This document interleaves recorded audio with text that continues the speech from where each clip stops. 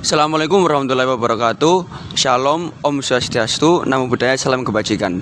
Kami dari kelompok 5 Kewarganegaraan G11 ingin memperkenalkan anggota kami, yaitu saya Muhammad Evers Ardiwinata, NPM 210 11 01 0228, dan anggota saya yaitu Nama saya Aditya Nanas Raffi, NPM 198. Nama saya Febriana Dalla, NPM 210 110 10184. Perkenalkan, nama saya Deilal Putra Dewanda, NPM 210 520 185.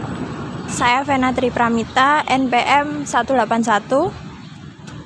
Dan saya Nini Swatin, NPM 197.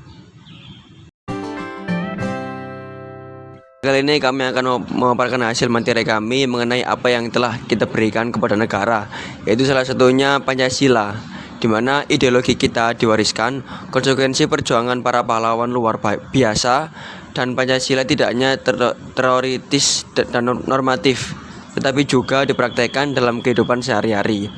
Kita tahu bahwa Pancasila adalah alat untuk menyatukan keberagaman Indonesia, di mana ada perbedaan budaya, agama, suku, dan lain-lain.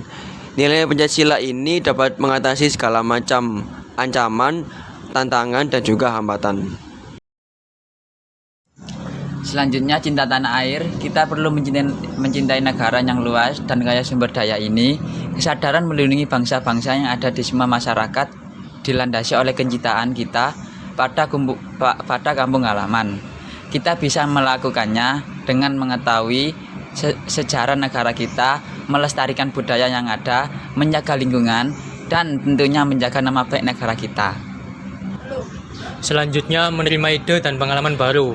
Dunia ini semakin dinamis. Keterbukaan informasi juga membuat kita terpapar budaya dan pengalaman baru yang dapat melatih dengan cara mengikuti kegiatan seminar atau workshop untuk melatih diri berpikir kreatif dan mengasah kepemimpinanmu. Dengan adanya bergabung dengan organisasi manapun, komunitas sosial yang membiasakan untuk menerima perbedaan pendapat, lebih peka terhadap lingkungan, dan aktif dalam diskusi. Selanjutnya, kesadaran berbangsa dan bernegara. Persepsi masyarakat dan bangsa adalah sikap kita untuk mengikuti individualitas masyarakat yang selalu dikaitkan dengan cita-cita dalam tujuan hidup mereka. Bisa kita lakukan dengan mencegah konflik antar individu atau kelompok dan menjadi anak-anak bernegara unggulan baik di tingkat nasional maupun internasional. Selanjutnya ada memiliki kemampuan bela negara. Kemampuan bela negara itu sendiri dapat dicapai dengan menjaga kedisiplinan dan keuletan serta bekerja keras dalam menjalankan setiap profesinya. Kesadaran bela negara seperti turut serta menjaga lingkungan sekitar, yakni menjadi bagian dari Siskamling. Lalu sebagaimana kita ketahui bahwasannya Indonesia sering mengalami bencana alam. Nah, hal itu dapat kita realisasikan dengan cara membantu para korban dan menyediakan tempat tinggal untuk mereka. Lalu mencegah pertempuran antara penerus nasional, individu, dan kelompok yang biasanya sering dilakukan oleh anak-anak muda. Selanjutnya ada mencintai produk dalam negeri. Hal ini dilakukan agar kebiasaan impor barang seperti barang thrifting dari luar negeri dapat berkurang dan mempertahankan kebudayaan Indonesia dengan cara berprestasi di tingkat nasional internasional. Karena kita merupakan mahasiswa yang tugasnya untuk berprestasi. Rela berkorban untuk bangsa. Nah, di sini arti dari rela berkorban untuk bangsa kurang lebih sama seperti patriotisme, yakni kita rela berkorban tenaga, jiwa, dan raga untuk rasa cinta kita terhadap tanah air. Patriotisme di sini tidak kita harus menjadi abdi negara, baik itu polisi maupun TNI. Sebagai warga negara, kita harus memiliki jiwa patriotisme. Sebagai contoh rela berkorban untuk bangsa, menurut saya, jika ada kenaikan harga, baik itu untuk kebutuhan pokok atau pajak, kita harus tetap mematuhinya selama alasannya untuk kemajuan negara. Karena negara sudah memberikan banyak subsidi untuk kebutuhan kita, sehingga kita harus berkorban dengan mematuhi aturan atau kebijakan tersebut untuk kemajuan bangsa. Selanjutnya yang kita berikan pada negara, menurut saya sendiri yakni mengikuti anjuran pemerintah mengenai protokol kesehatan. Seperti yang kita ketahui bahwasannya sekarang COVID-19 masih ada. Nah, yang dapat saya berikan pada negara adalah senantiasa mematuhi protokol kesehatan dan beberapa kebijakan yang telah dibuat oleh pemerintah, seperti mencuci tangan dengan sabun, menjauhi kerumunan, senantiasa memakai masker, dan mengonsumsi vitamin C. Nah, hal itu saya lakukan agar negeri kita bisa pulih dan bangkit, sehingga seluruh yang ada di negara kita termasuk perekonomian dapat kembali semula dan tidak adanya ketimpangan sosial. Selanjutnya, ikut serta dalam proses demokrasi dengan berpartisipasi dalam pemilu karena seorang mahasiswa sudah memiliki hak pilih dan tentunya hak pilih tersebut harus digunakan. Hak pilih ini sudah bisa dipupuk mulai dari jenjang sekolah seperti memilih ketua OSIS dan ketua BEM.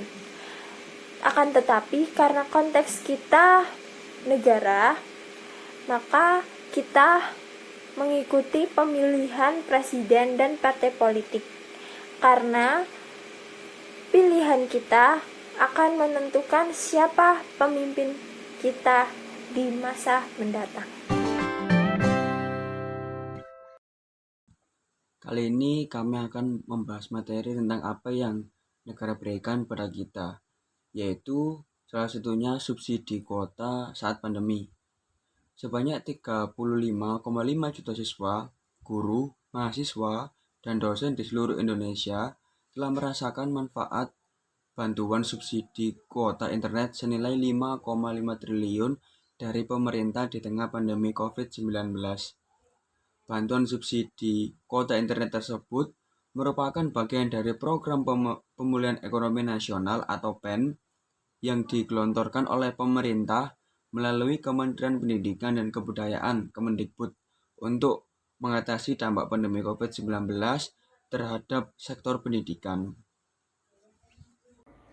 Baik, selanjutnya Menteri Pendidikan dan Kebudayaan Nadiem Makarim menyebutkan bahwa di masa pandemi ini kuota internet sudah jadi kebutuhan primer guna menunjang kegiatan belajar mengajar jarak jauh.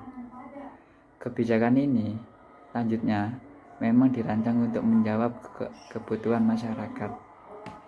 Negara memberikan diskon pembayaran listrik dengan rincian pelanggan berdaya 450 volt ampere mendapat diskon sebesar 50% selama April hingga akhir Desember dan awal Januari hingga Maret mendapatkan diskon sebesar 100%.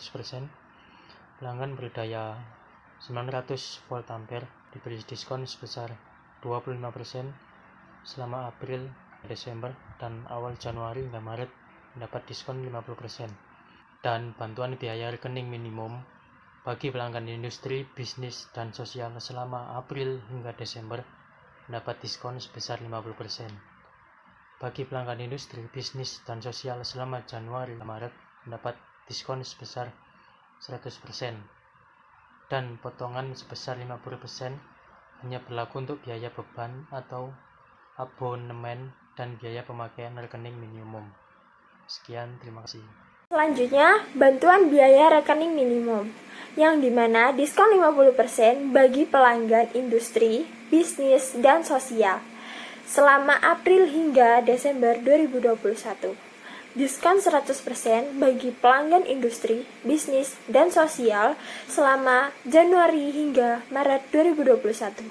Potongan sebesar 50% hanya berlaku untuk biaya beban atau abonemen biaya pemakaian rekening minimum.